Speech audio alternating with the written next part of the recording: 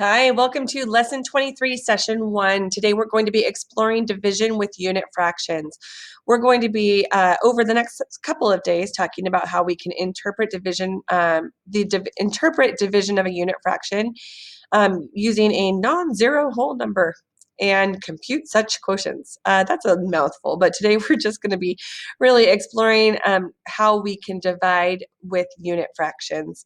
We're going to be in our Ready Classroom math workbook. We'll be on pages 459 through 462. So go ahead and open up your Ready Classroom math workbook with me to page 459. All right, so today we're really going to be looking or thinking about how is dividing with fractions related to multiplying with fractions. Remember, we've learned and we've talked about how division and multiplication are inverse operations. They're operations that kind of undo each other. And so we are going to be working today on how those two operations are related when it comes to fractions. So first of all, let's look here at number 1. It says this. Mrs. Cook wants to share 1/4 of a pound of fish equally among 3 cats. How much fish will each cat get? Draw on the model and solve the problem. So right now we see that we've already have this area model, and the area model has kind of started for us. We have 1/4 of a pound of fish that we want to share with 3 cats. So right now we've already got this 1/4 already squared away. Now we want to divide this amongst 3 cats. So if it were me, what I would do is I would break this area model into 3 rows, because each cat would get 1/3 of the 1/4 that is there in this area model. So if we had, this would be like 1 cat, this would be 1 cat, and this would be 1 cat. Each cat would get this much of the fish, or the 1/4 of a pound of fish.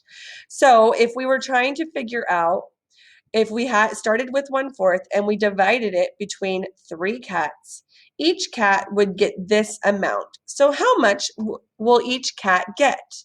Well, basically, if we look here, we can see that the numerator is going to be 1 because we only have one item selected for that 1 cat or 1 tile.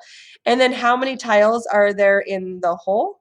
There are 1, 2, 3, 4, 5, 6, 7, 8, 9, 10, 11, 12.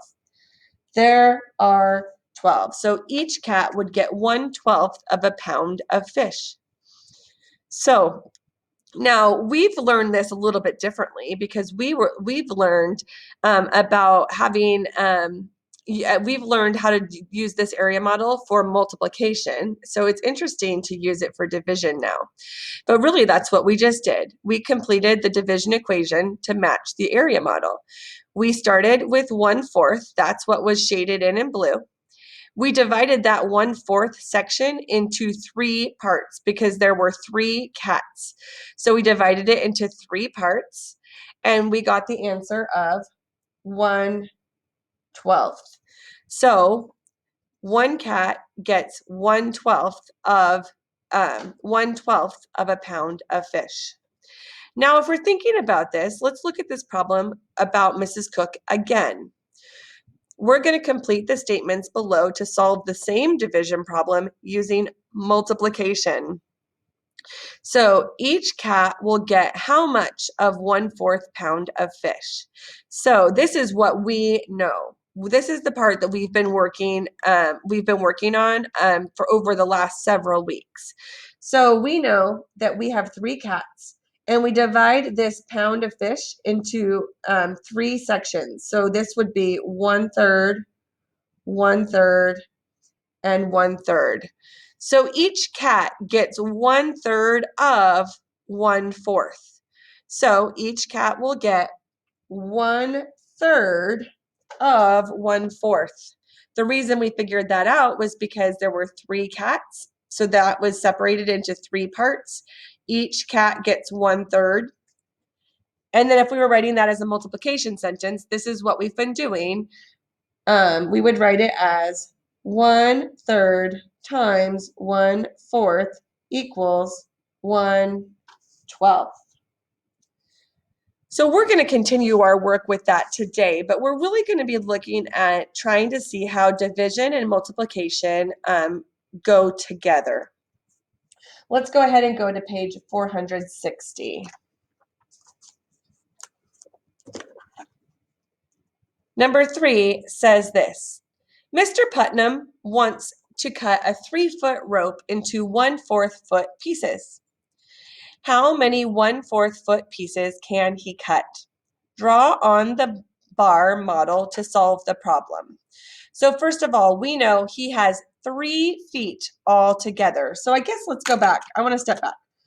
This is Mr. Putnam has some rope. And what we want to know is how many 1/4 foot pieces can he cut? And the important information is we know that we have 3 feet and we want to divide it into 1/4 foot pieces. So what I want to show you, so when we're drawing a picture of this, we're going to think, we know each of these, they've already helped us out. So this is 3 feet here, 1 foot, 1 foot, 1 foot. It's already, and they broke it into feet for us. Now, we are looking at cutting the rope into 1/4 of a foot pieces. So before we start, I want to think about, let's just think about one of these feet. Just one of these feet. Now, if we have 1 foot and we want to break it into 1/4 foot pieces, how many parts should we separate that foot into? That's right. We need to break it into fourths because we want to cut the rope into 1/4 of a foot pieces. So here you can see this would be 1/4, 1/4, 1/4, and 1/4. If we added all of those fourths together, that would give us 1 whole foot. But we're not talking about only 1 foot. We're talking about 3 feet. So we need to break apart each of these feet into fourths. So we're going to break apart the second foot into fourths and the third foot also into fourths. So once we've broken all of those feet into fourths, then we need to count how many sections we have all together. So we have 1, 2, 3, 4, 5, 6, 7, 8, 9, 10, 11, 12. So how many 1 foot pieces, how many 1/4 foot pieces can Mr. Putnam cut? That's right, he can cut 12 pieces of rope that are 1/4 of a foot long.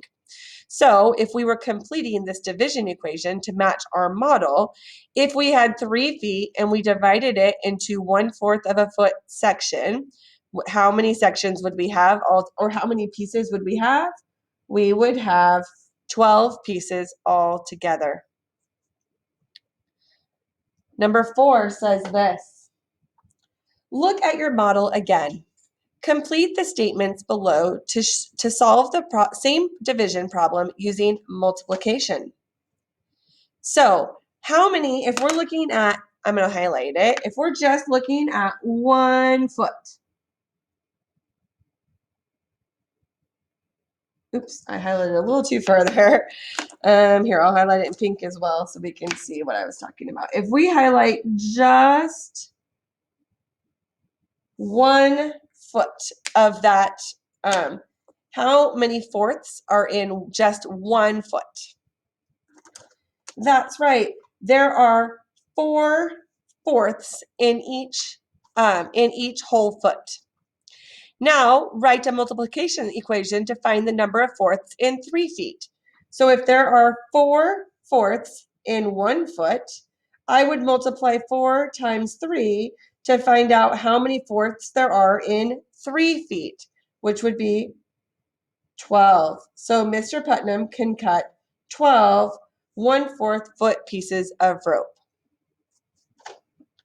So if we look at our reflection says this, and this is really what we're going to be practicing over the next couple of days, doing these types of division with unit fractions.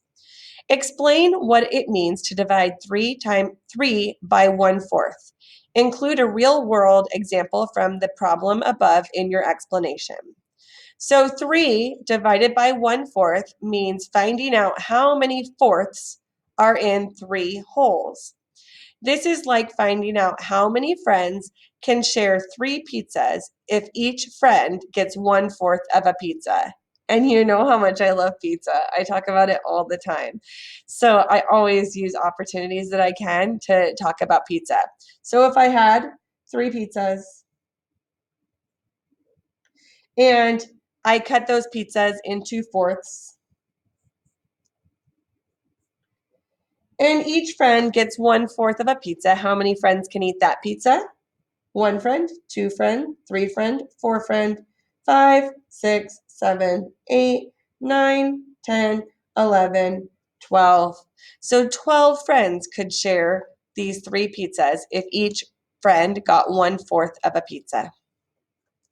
So fun, I know. All right, go ahead and go to page 461. We're going to fill out this graphic organizer together, and then you're going to finish numbers 2, 3, and 4 on your own. So a unit fraction. What exactly is a unit fraction? A unit fraction, when I think of the word unit, I think of the word 1. So remember that a unit fraction always has to do with a 1, and that 1 will always go in the numerator. So a unit fraction is a fraction with a numerator of 1. An example of 1/2 that would look like this as a picture or like this as a fraction. 1/3 would look like this as a picture or like this as a fraction. Some other examples are 1/2, 1/3, 1/4, 1/5, 1/6, 1/millionth. Anything that has a 1 in the numerator. And then some non-examples, examples that are not like a unit, or that are not a unit fraction, or any fractions that do not have a 1 as the numerator. So if you have any questions, you can go ahead and email your teacher. Otherwise, go ahead and finish numbers 2, 3, and 4 on pages 461 and 462. And then I'll see you next time.